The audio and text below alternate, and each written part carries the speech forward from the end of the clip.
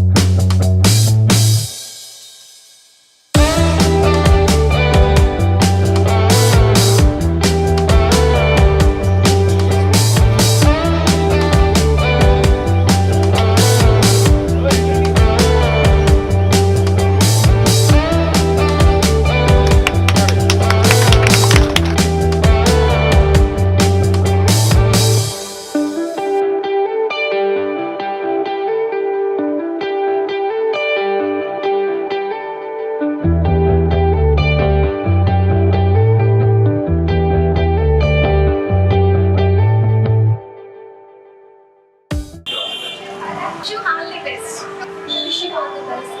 Wish you all the best.